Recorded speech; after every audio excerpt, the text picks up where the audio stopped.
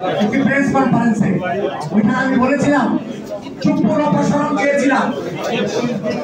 আমরা যে ভুলটা করেছি এই চুপ্পুর অপসারণ না করে জাতীয় বিপ্লব সরকার গঠন না করে আজকে আমরা কিন্তু টের পাচ্ছি গত এক বছরে কিছু হয় নাই।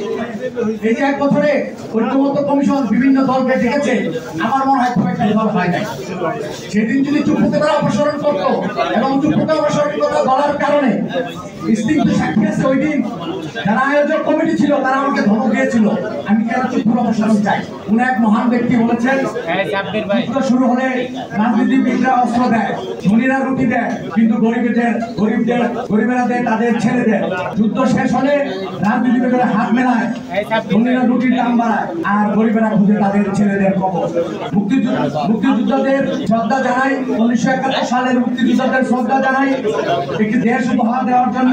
অন্যদিকে জুলাই যোদ্ধাদের সেলুট জানাই, ভুলুণ্ঠিত হতে যাওয়া সার্বভৌমত্ব রক্ষা করার জন্য।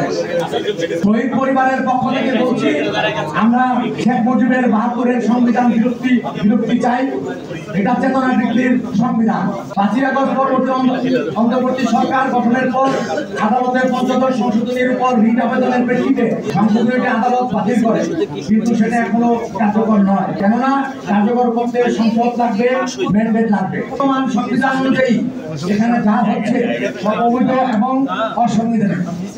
এটা থেকে বের হওয়ার একটাই উপায়, তা হলো জুলাই সনদ ঘোষণার মাধ্যমে নতুন বাংলাদেশের পুনর্গঠন করা এবং নতুন সংবিধানের অধীনে নির্বাচন সহ যাবতীয় সকল কর্মকাণ্ডে পরিচালনা করা।